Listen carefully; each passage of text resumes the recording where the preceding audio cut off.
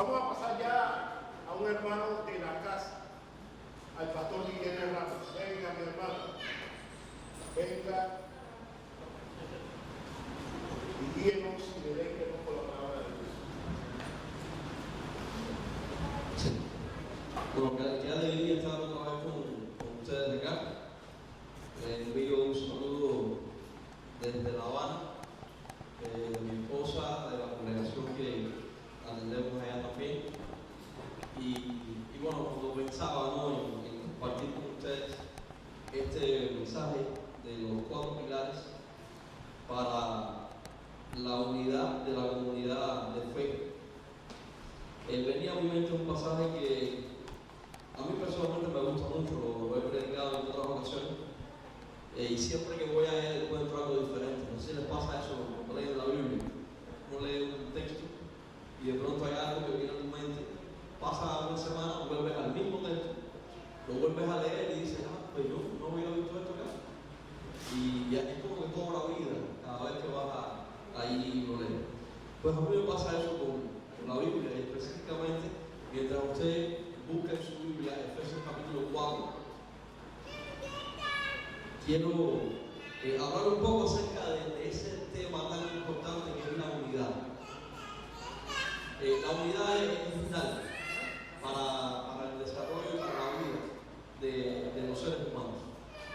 No solamente hablamos de la unidad, ya ustedes que se está buscando ahí en su Biblia, ábrala o enciéndala, no sé lo que tiene ahí para buscar en su Biblia. Pero mientras usted busque el capítulo 4, usted puede ir pensando junto conmigo. Una familia necesita estar unida para poder salir adelante, ¿verdad que sí?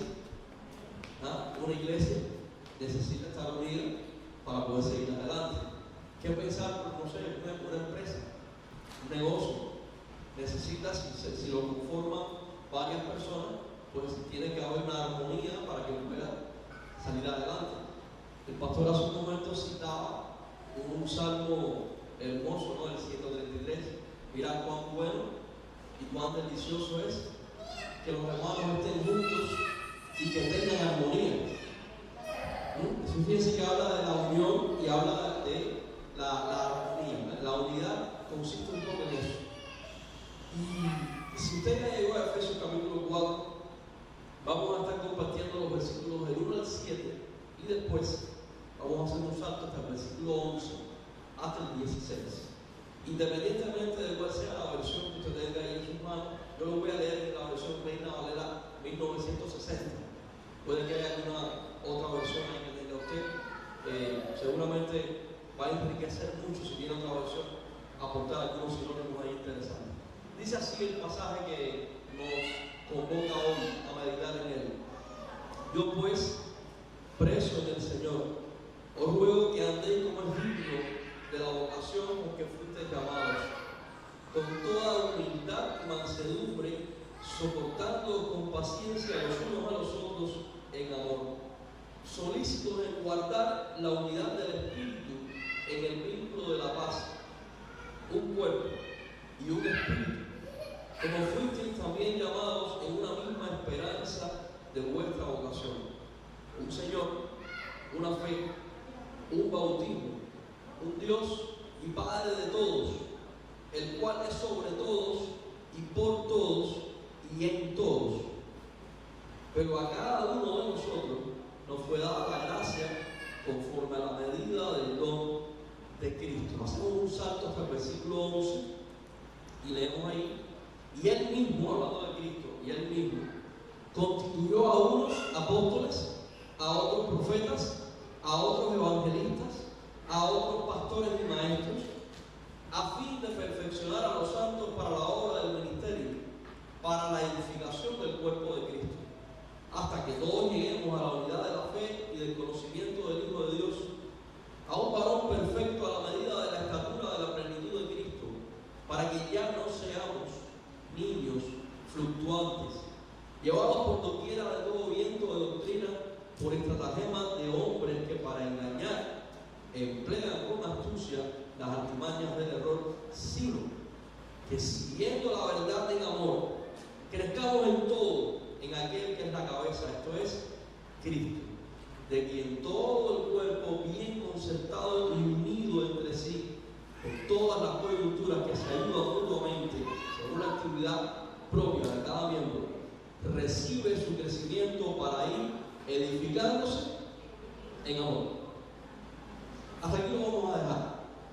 Puede usted seguir leyendo después en casa, puede seguir aportándole seguramente al pasaje muchas cosas interesantes. Yo quiero concentrarme un poco en esto del valor y la importancia de la unidad. Permítame hacerle una pequeña anécdota de historia de Cuba. En el siglo XIX, Cuba libró su guerra de liberación del colonialismo español. Me imagino que saben que Cuba y Puerto Rico fueron las últimas colonias que se independizaron de la colonia española. ¿Qué sucedió? Que hubo 3 intentos de liberación en Cuba, 1868, después alrededor de 1880 y tanto, y finalmente 1895. ¿Por qué hubo 3 intentos? Porque no se pudo lograr la independencia en los 2 primeros. ¿Y por qué no? Cuando usted hace un estudio acerca de cuáles fueron las causas fundamentales, entre otras, pero hubo 2 muy importantes que ocasionaron que el país no pudiera independizarse de España. Uno se llamó el regionalismo y otro se llamó el caudillismo. Para entender lo que significan estas palabras, tiene que ver con: yo lucho solamente contigo, le decían algunos generales. Yo no voy a luchar con otro general. No voy a obedecer a otro oficial que no sea a ti, le decían algunos generales. Y otros decían: nosotros vamos a luchar solamente en esta región, pero no vamos a luchar en otra región. En el mismo país, ¿se imaginan? Que un soldado, un militar diga: pues vamos a liberar esta ciudad, pero no me interesa la ciudad al lado. Estoy bajo las órdenes de un jefe inmediato, pero no me preocupa que haya otra persona que venga a dar órdenes acá. O sea, ese fenómeno, que en otras palabras es desunión, ¿verdad que sí? Ese fenómeno que nos responde, no responde a otra cosa que no sea una fragmentación del propósito a lograr, pues trajo como resultado de que Cuba está, junto con Puerto Rico, en que fueron las últimas en independizarse de la colonia española. Es un ejemplo que la historia nos pone.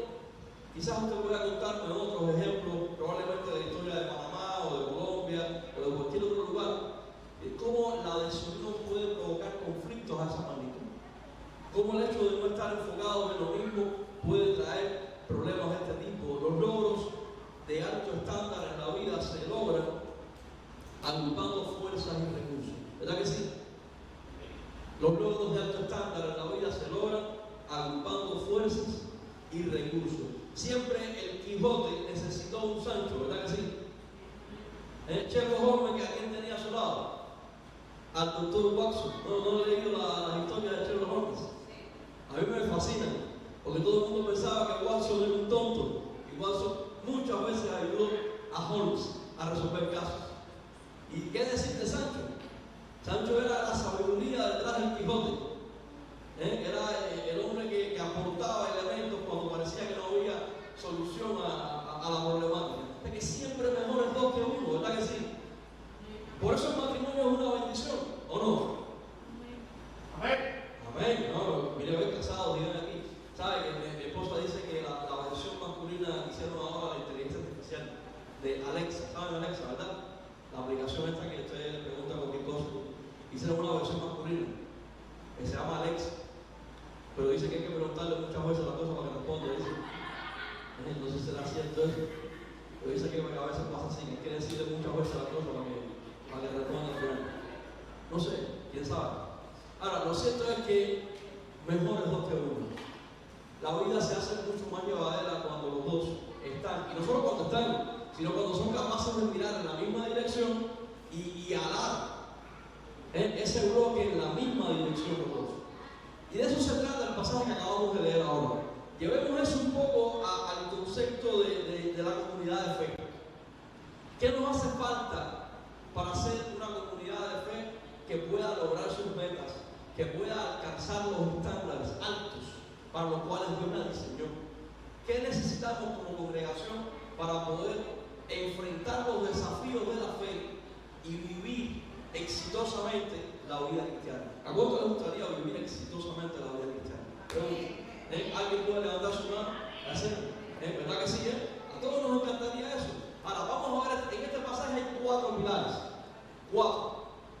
Anótelos, márquelos, memorícelos, compártalos, súbalo a su estado de WhatsApp, póngalo en su página de Facebook, hable con otros acerca de ellos. El primero, tener un corazón cristiano, ¿verdad que sí? El anterior es tener un corazón cristiano. Es muy interesante cómo todo parte, cómo todo comienza por quién soy en Cristo. Es muy difícil que la comunidad de fe pueda experimentar ese alto estándar, esa lucha, ese anhelo de lograr esas metas y la unidad espiritual, si primeramente no estamos hablando de corazones que tienen el Espíritu Santo.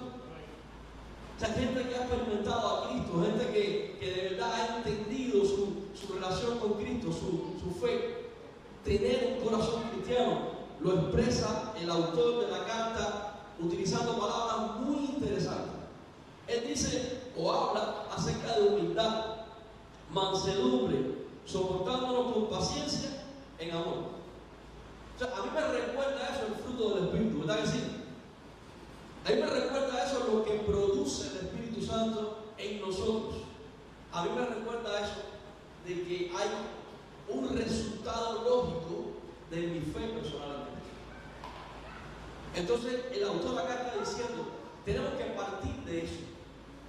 Cuando vamos a procurar lograr ese estándar alto como comunidad de fe, lograr esa unidad espiritual dentro de la comunidad de fe, tenemos que partir del hecho de tener un corazón cristiano. Probablemente la palabra clave para este momento es la palabra carácter.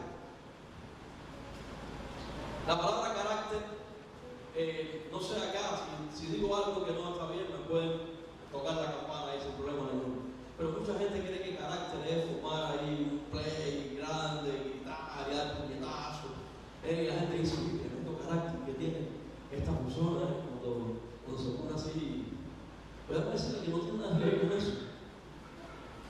Cuando se habla de carácter en la Biblia, está hablando de esa unión, o por llamarlo de alguna manera, entre lo que soy, cómo lo manifiesto, lo controlo, lo llevo a cabo. O sea, quién soy internamente. El carácter se forma. Usted tiene una personalidad, sí. Usted tiene características que de alguna manera le formaron o le deformaron en su vida. Todos. Aquí no hay absolutamente nadie que no sea el subproducto de lo que me formaron en el hogar o me deformaron en el hogar, más la obra del Espíritu Santo. Qué maravilla, ¿verdad? Si no hubiese sido por eso el último, no sabemos dónde podemos haber llevado la cosa. Pero lo cierto es que esa unión entre mi personalidad y todo lo que yo fui incorporando después de mi vida, hábitos, costumbres, cosas que aprendí a llamar buenas, otras que me enseñaron que lo eran y después me di cuenta que en algún momento de mi vida que no lo era tanto. Pero todo eso ha formado en mí la persona que soy hoy. Y todo eso tiene que ver con mi carácter. Por eso la obra del Espíritu Santo en uno provoca ese fruto. Y el autor de la carta a los Efesios está diciendo, si quieres lograr la unidad del Espíritu, si quieres lograr esa unidad dentro de la expresión de fe en la comunidad, tienes que partir por tener una experiencia con Cristo. Y eso es lo más significativo y lo más importante. Porque además sabemos, estoy seguro que todos ustedes lo saben, cuántas veces hemos estado sentados en el mismo lugar por tiempo sin haber tenido una experiencia personal con Jesucristo. Entonces, lo primero y más importante es preguntarme, ¿qué hice yo con el sacrificio de Cristo en la cruz? ¿Cuál es mi actitud ante el sacrificio de Cristo en la cruz? Porque ¿qué sucede? Que cuando el Espíritu Santo viene y sella tu vida, la Biblia dice que se produce en ti el fruto del Espíritu Santo. Y ahí tenemos de alguna manera pues la humildad, la mansedumbre, no es exhaustivo. La idea no es decir, vamos a enumerar acá todo lo que evidentemente no es 100% equivalente al pasaje de Gálatas capítulo 5, que después lo pueden leer. Pero lo que sí es significativo es que si hay una mención aquí al fruto del Espíritu, es porque de alguna manera se puede relacionar con Gálatas 5, donde dice, manifiestas son las obras de la carne, ¿verdad? Y hay una mención ahí a pleitos, disensiones, envidias, celos. Es un listado enorme, pero después dice, pero el fruto del Espíritu. ¿Ese pero qué significa? Un contraste. Esto que tenemos acá es manifiesto, las obras de la carne, todas dañinas, todas perjudiciales, todas combaten contra lo que Dios quiere. Pero el fruto del Espíritu, o sea, lo que produce el Espíritu en nosotros, es esto. Y tenemos que partir de ahí. ¿Qué hace falta entonces para procurar esa integración dentro de la comunidad de fe? Tener un corazón cristiano. Querer que las cosas cambien afuera antes de que cambien adentro es autoengañarnos. ¿Verdad? Yo no sé si les pasa a ustedes, a mí me pasó. Yo recuerdo cuando yo era pequeño, yo hacía algo que no estaba bien. Generalmente a mí me regañaban, me decían, eso no se hace. ¿Ah? Y me sentaba en un lugar ahí donde me decían, tienes que pensar en lo que hiciste. Mi mamá es psicólogo, imagínense, es psicólogo. Tienes que pensar en lo que hiciste. Y cuando hayas pensado en lo que hiciste, vamos a conversar. Las primeras veces para mí aquello era horrible. Ya después que me hacía que estaba pensando, después venía con el discurso que ya yo sabía que tenía que dar para que levantara mi castigo. Pero una de las cosas que llama mucho la atención es que nosotros muchas veces trabajamos para corregir acciones, no actitudes. ¿Verdad que sí? Casi siempre nosotros que corregimos, eso no se hace. No damos una razón de por qué no se hace. No trabajamos en la base y en la esencia de por qué no se hace. Y muchas veces la persona aprende a obedecer, pero no a tener convicciones de por qué no se hace. Y en la comunidad de fe puede pasar también.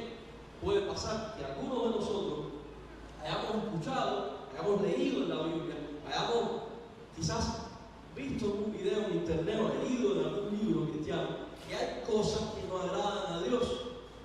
Pero hasta que usted no haga eso suyo, hasta que usted no interiorice eso, hasta que usted no vea nacer dentro de usted ese racimo grande y fuerte de frutos, es poco probable que usted pueda disfrutar a plenitud de lo que significa un cambio dentro para que haya buenos cambios fuera. Porque es así como se producen los cambios duraderos, de adentro hacia afuera. Un cambio externo sin un cambio interno, la Biblia le llama a eso hipocresía. Y Jesús dijo de esas personas, hablando, les llamó sepulcros blanqueados.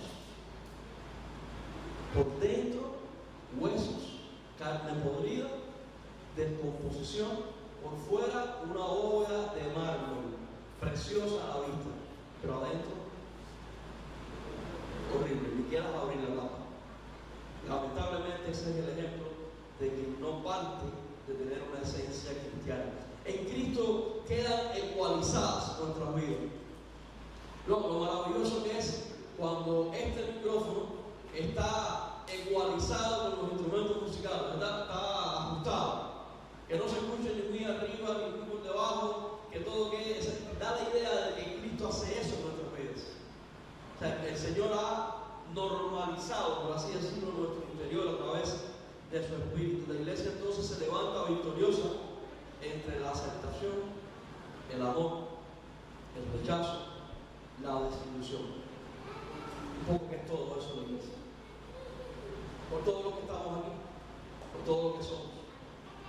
Porque todos nosotros tenemos cosas de las cuales nos sentimos, vamos a decir, orgullosos en el buen sentido de la palabra, pero todos también tenemos cosas de las que nos sentimos muy contentos, ¿verdad? Todos tenemos alguna historia que nos gusta contar, ¿verdad que sí? Pero no estoy hablando de eso, evidentemente todos tenemos un proceso en el que estamos, pero sí tenemos que partir de un corazón cristiano. Sí tenemos que partir de una esencia cristiana, si queremos lograr esa verdadera unidad. El Señor nunca, escuche esto, el Señor nunca se ha decepcionado de ninguno de nosotros. Oye eso. ¿Sabe por qué? Porque nunca se ha ilusionado con ninguno de nosotros.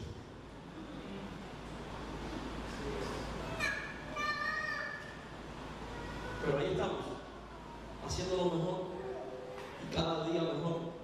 Y qué bueno que sea así. Eso es lo que habla de un corazón cristiano.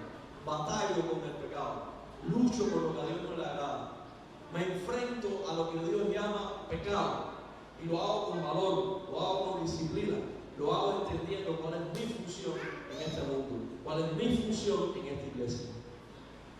Para él, un corazón cristiano es lo primero. Pero hay otras tres cosas, no vamos a pensar que hay una sola. Este apartamento tiene 4 columnas. La segunda columna, definir lo fundamental. Si usted sigue leyendo Efesios 4, usted llega ahí a los versículos 4 hasta el 6. Usted va a encontrar algo muy interesante. Esto parece haber sido como la primera declaración de fe de la iglesia primitiva. Es muy interesante eso, porque habla acerca de elementos vitales dentro de la doctrina, de la teología de la iglesia del primer siglo. Y es la primera vez que tenemos un documento redactado con esa claridad que diga en qué la iglesia se puso de acuerdo para creer y para sostener. Por eso hablamos de definir lo fundamental. Aquí tenemos la problemática de esa primera declaración de fe. Por cierto, este año se van a cumplir 1700 años del concilio de Nicea, el primer concilio ecuménico del que tenemos referencia con doctrinas muy interesantes y importantes que quedaron totalmente establecidas en este concilio. Pero la idea de definir lo fundamental tiene que ver con conciliar. La iglesia tiene necesariamente que conciliar. Las personas tienen que conciliar, los matrimonios tienen que conciliar, las familias tienen que conciliar. En un centro de trabajo, en una empresa, en un negocio, necesariamente hay que conciliar, porque hay que llegar a acuerdos, hay que establecer pautas que digan, en esto estamos de acuerdo. ¿Estamos de acuerdo en eso? Qué importante es que lo veamos de esa manera. ¿Qué cosa es lo básico? Cuando uno va a definir lo que es básico en la vida, lo básico es lo imprescindible, es lo vital, es lo que usted no puede vivir sin él. Yo tengo 2 riñones, que sepa yo, no tengo 2 riñones. Si me falla uno, ¿qué me pasa? ¿Funciono mal? Como persona, sí, ¿verdad? No puedo estar a plenitud, ¿verdad? Pero si puedo seguir viviendo, con un riñón puedo seguir viviendo, ¿verdad? ¿Qué me pasa a mí si me falla uno de mis pulmones? ¿Voy a vivir a plenitud? No, voy a tener un fallo, ¿verdad? Voy a estar a media máquina. ¿Pero puedo seguir viviendo? Sí. Ahora, ¿qué pasa si me quitan mi cerebro? ¿Qué pasa si me quitan el corazón? Aunque algunos viven sin cerebro y sin corazón, claro. Pero estamos hablando de cosas que sin ello no puedes. O sea, lo fundamental, lo vital, lo imprescindible es aquello de lo que no puedes darte el lujo de decir, no lo necesito, no me hace falta, no lo quiero, yo puedo prescindir de esto. Y el autor a los Efesios dice, la iglesia necesita enfocarse en lo fundamental. ¿Cuánto tiempo perdemos discutiendo cosas que no son vitales, que no son importantes? Matrimonios, familias, iglesias, negocios. ¿Cuánto tiempo perdemos por cosas que no son vitales? Cuento una historia que la esposa amorosamente le puso un plato de sopa a su esposo en la mesa. Una sopa con vergüenza. Y que el esposo cuando va a tomar, se fija, había un pelo en la sopa. Y le dice, mira, un pelo, y ese pelo es tuyo. Y la mujer le dice, no, pero no, ese pelo es suyo. Y ahí empieza la discusión. El pelo es tuyo, no, el pelo es tuyo, no, que es tuyo, es tuyo. Aquello terminó mal. 3 meses después, la pareja se sienta a ver una película juntos, todo romántico,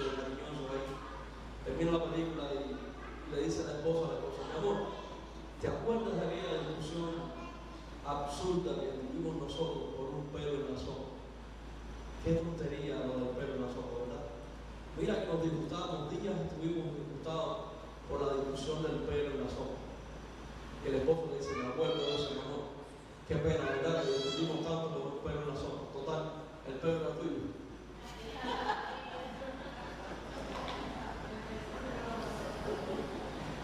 Ay, ay, ay. No sé, creo que después, al día siguiente lo enterraron. Sí, creo que sí que fue así, un funeral al día siguiente, me parece. Definir lo fundamental no significa que tengamos que desechar o menospreciar algunas cosas que son importantes y valiosas también en la vida, pero enfocarnos en aquellas cosas que tienen un valor trascendental, nos ayuda para permanecer unidos. Observe lo que hace un lente cuando capta un objetivo. ¿Cuánto les gusta acá la fotografía o algo así? ¿Les gusta la fotografía? Ustedes saben que a veces intentando enfocar un primer plano, ¿qué pasa con el segundo plano? Se puede ver borroso, ¿verdad? A lo mejor la foto no define lo que hay atrás, porque la intención del fotógrafo o del camarógrafo es captar el primer plano, ¿verdad? O sea, lo que está atrás no se ve bien, pero ¿saben qué? No importa. Eso no es parte de lo que está buscando la persona que quiere lograr su objetivo. Él quiere el primer plano. Y hay cosas que Dios quiere que tú la pongas en el primer plano. Y no importa que lo de atrás no se vea tan bien. Es más, es muy bueno que lo de atrás no se vea tan bien. Es muy importante que lo de atrás no se vea tan bien. Aquí la palabra clave es enfoque. No pierda usted, ni yo tampoco, el tiempo en cosas superficiales. No discutamos más por temas que ya otros decidieron lo que van a creer. Porque esa es la otra. Hay personas que ya decidieron quedarse en su ignorancia y en su necedad. ¿Por qué perder el tiempo? ¿Por qué? Hablamos ya de, en primer lugar, que dijimos, tener un corazón cristiano. En segundo lugar, enfocarnos, ¿verdad? O sea, definir lo que es fundamental. Ahora, en tercer lugar, vean esto que es bien interesante. En tercer lugar, tenemos acá, valorar la diversidad. ¿Qué les parece eso? Valorar la diversidad. Cuando usted lee el texto, lo tiene puesto allí, usted va a ver que dice que el Señor a unos constituyó apóstoles, a otros profetas, a otros evangelistas, a otros.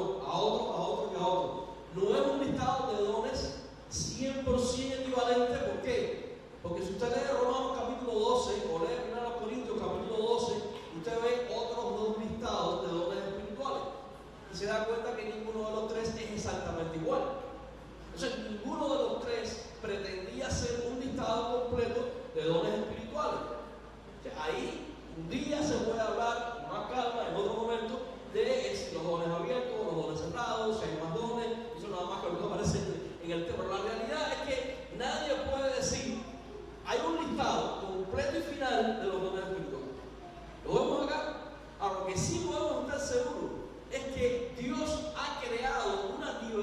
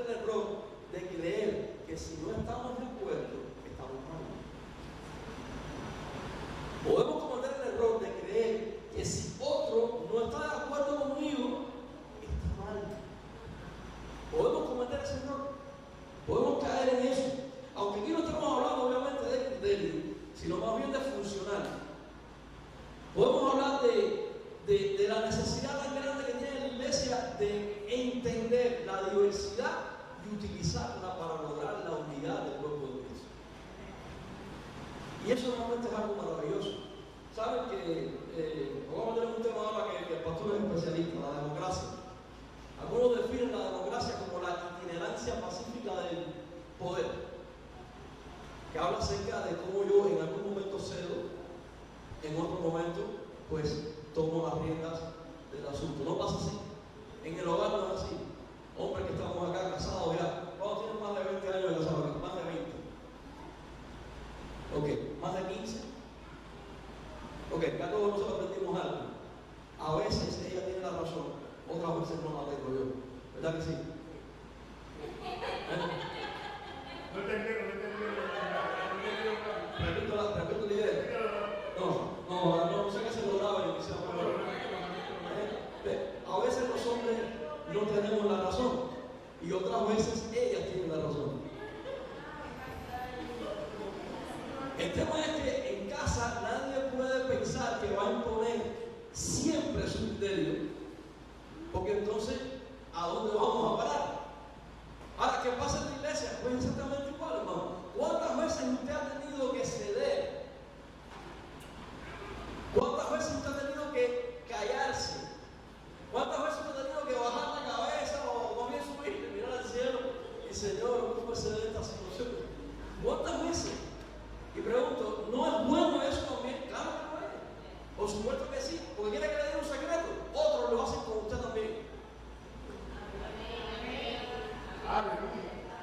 ¿Sabía eso?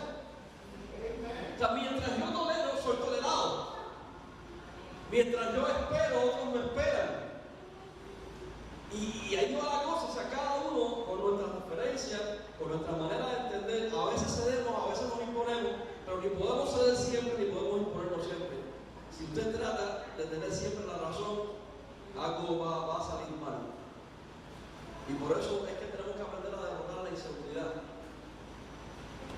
No pasa nada, si mi hermano es diferente a mí, eso me complementa a mí, eso me ayuda a mí, eso me bendice a mí. Eso es maravilloso. Y no todo tiene por qué hacerlo una sola persona, ni tiene todo por qué hacerlo la misma persona. Qué maravilla que mañana tengamos un ejército de personas entrando por esa puerta para adentro, deseosos de hacer. Maravilla. Porque creemos que eso es bueno, creemos que eso ayuda. Que hay que enfocarse, hay que tener un corazón cristiano. Porque aquí todo está relacionado. Hay que enfocarse en lo básico y hay que respetar la diversidad. Hay que ser respetuoso primero. Ok, pero además hace falta otra cosa más. La pongo acá en cuarto lugar. La palabra clave aquí es respeto, ¿verdad? Con respecto a la diversidad, la palabra clave acá es respeto. Ahora, en cuarto y último lugar, con este punto estoy terminando. ¿Saben que ese es el momento más emocionante del sermón? Cuando el predicador dice estoy terminando. Ese es el momento más emocionante de la predicación. Dice en cuarto lugar, ser intencional en tu crecimiento espiritual. Lo primero que dijimos que era tener un corazón cristiano. Tener un corazón cristiano, la palabra clave es carácter. En segundo lugar, Enfoque. la palabra clave es enfoque, ¿verdad? Pero que dijimos que cómo era, definir lo que es fundamental, ¿verdad que sí? En tercer lugar, Respeto. Diversidad. La palabra clave del respeto tiene que ver con valorar la diversidad, darle valor a la diversidad. En cuarto y último lugar, ser intencional en tu crecimiento integral. Esa palabra es importante. ¿Ok? ¿Y la palabra clave aquí cuál es? Madurez. La madurez espiritual se parece en algunas cosas a la madurez física y a la madurez emocional. ¿Sabían? ¿Qué hacemos para crecer físicamente? Comemos, dormimos las horas necesarias, hacemos actividad física, ¿verdad que sí? Bueno. Perdón. El tema es que hay cosas que ayudan al crecimiento físico, ¿verdad? Desde que somos pequeños, nuestros padres intentan hacer todo lo posible por alimentarnos correctamente para que nuestro crecimiento sea lo más saludable posible, ¿verdad? Hay una parte del crecimiento, de la madurez plena del ser humano que tiene que ver con el crecimiento, la madurez emocional. Eso, ¿cómo lo logramos en la vida? Usted va a la farmacia, compra ahí madurez emocional, le dan 2 frascos y usted lo tiene que tomar cada 6 horas, ¿verdad que sí? ¿No es así? Yo pensaba que aquí era así. No. Cuando alguien nos decepcionó, cuando alguien se burló, cuando alguien no confió, cuando alguien te maltrató. Ahora vamos a la otra parte. Cuando alguien te estimuló a seguir adelante. Cuando alguien te dijo, bien hecho, vas bien, lo estás haciendo muy bien, felicidades. Cuando alguien potenció tu vida. Cuando alguien permitió que corrieras otra milla. Hay una historia de un pastor que la directora congregacional de su iglesia llegó un día a su oficina y le dijo: pastor, tengo que hablar con usted, un tema muy serio. Y esa joven le contó al pastor que había cometido un pecado. El pastor le miró a los ojos y le dijo: ¿cómo te sientes con eso? La joven comenzó a llorar. Estoy muy arrepentida de lo que pasó, que me siento muy mal, estoy dispuesta acá para lo que sea, pero lo que usted entiende. El pastor le dijo, mirando a los ojos: no he cambiado la opinión que tengo de ti. No he cambiado la opinión que tengo de ti. Esa joven más lloraba. En muy poco tiempo, restauró a plenitud su vida. En muy poco tiempo dejó atrás su práctica de pecado. En muy poco tiempo se puso en sintonía con Dios. Pero todo partió de qué? De que hubo alguien que decidió decirle: tengo confianza en que te vas a levantar y estoy seguro de que lo vas a lograr. Porque todo eso influye en la madurez emocional de una persona. El legalismo provoca enfermedades. El amor restaura, limpia, sana. Dice incluso que cubre multitud de faltas, dice la Biblia. Entonces esta historia a mí me ilustra mucho cómo uno puede crecer emocionalmente. Pero también hay que crecer espiritualmente. Y yo le digo, para crecer espiritualmente hay rudimentos. No van a mover un plan secreto. Perdónenme todos los que algún día se creyeron que la madurez espiritual era un toque con una varita mágica y a partir de ahora usted ha sido declarado santo y sus orejas ahora van a ser azules y usted va a tener un aro dorado sobre su cabeza. Perdónenme, algún día se creyeron eso. Perdónenme. Tengo que decirle que no funciona así. Usted quiere madurar espiritualmente, usted quiere crecer espiritualmente, usted tiene que dedicarle tiempo a la oración. ¿Oye eso? Tiene que dedicarle tiempo a la oración. Usted no puede decir: ay, he hecho tantas cosas allá, déjame orar entonces a ver si Dios me ayuda con esto. En una semana intentando y no logro nada. Me acuerdo de Martín Lutero, que decía en una oportunidad expresó en su diario: tengo tantas cosas que hacer hoy que voy a dedicar las primeras 4 horas del día a orar. ¿Se imagina? Si usted quiere crecer, si usted y yo queremos crecer espiritualmente, tenemos que dedicarle tiempo a la Biblia. ¿Sabía eso? La Biblia no puede ser el libro que desenvolvamos el domingo a las 8:30 de la mañana mientras nos preparamos para ir al culto dominical. Hay tantas formas buenas ahora de tener la Biblia en la mano. La Biblia digital, hay maneras hasta de irla escuchando. Usted está en la casa haciendo las labores, los quehaceres, el día a día, y usted pone ahí su teléfono, pone ahí, usted va escuchando la Biblia. Entonces hay que orar, hay que leer la Biblia. Otra cosa valiosísima: ¿es necesaria la reunión cristiana o no?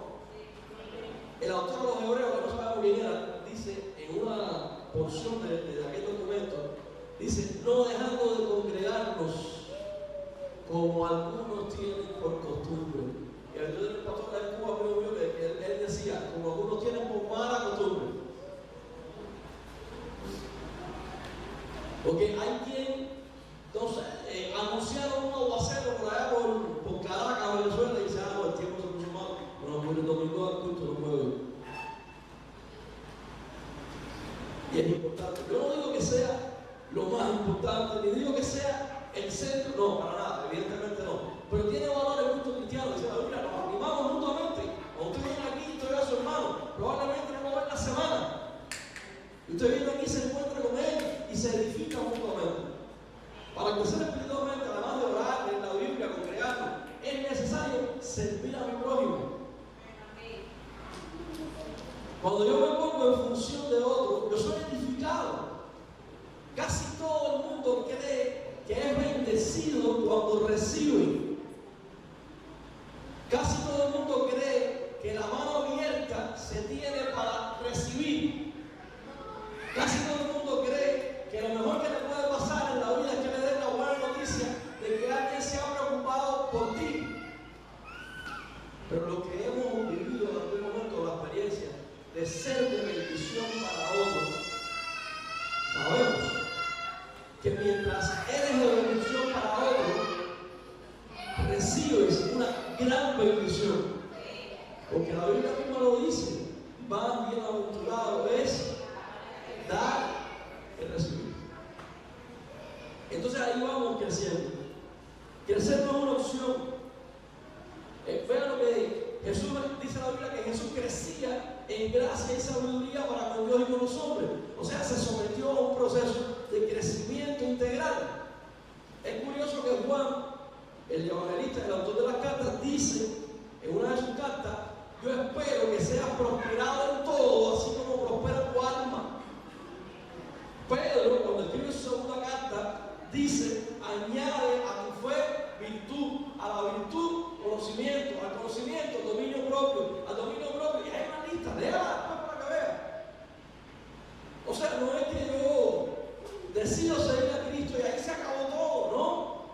Porque el mismo autor de los Efesios dice en otra oportunidad: hasta que todos lleguemos a la estatura de la plenitud de Cristo. Dice, a un varón perfecto. Esa palabra perfecto tiene que ser entendida como madurez. Crecer no es una opción, es una necesidad. De igual manera que uno crece físicamente con alimento y ejercicio, descanso y demás, hay que crecer espiritualmente con las disciplinas espirituales. Si yo tuviera que resumir un poco lo que he compartido con ustedes en esta mañana, que agradezco tanto la oportunidad que el pastor y su familia me han dado, además de toda la acogida en casa y la hospitalidad de estos días, como siempre lo hacen. A mí me gusta mucho Marcos Vidal, no sé si a alguno de ustedes les gusta Marcos Vidal, pero personalmente es mi cantante preferido, favorito. Por muy poquito no tuve la oportunidad de ir a un concierto de él en México. Arrepentido mucho de haber dicho que no a aquella invitación, porque lo hubiese conocido personalmente. Y él tiene una canción que no se la voy a cantar porque cuando yo la veo, en vez de crecer, te crecemos espiritualmente. Pero la canción dice algo así como: no son muchos, pero Dios los puso a ti. Dice: peregrinos incansables. Dice: me regañan y me exhortan a la vez. Dice: no me han dicho que lo dije, en otras palabras, ¿no? Dice: me quieren como soy, aunque me conocen bien. Es una canción bien hermosa. La pueden buscar después y escucharla un poco mejor. Es una canción que hace referencia al pueblo de Dios. Es una canción que hace referencia a la iglesia de Jesucristo.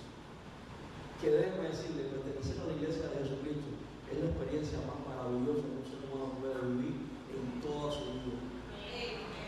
Es la experiencia más enriquecedora que una persona puede tener en toda su vida. No hay nada que pueda superar eso. Hay un día, va a llegar un día en que a usted en su trabajo le van a decir: muchas gracias, ya necesitamos su servicio. Hay un día en que usted en su trabajo va a cometer un error, después de haber hecho 1000 cosas bien hechas. Usted un día va a cometer un error y ese día le van a decir: muchas gracias, pero hasta aquí vamos a ya prescindir de usted.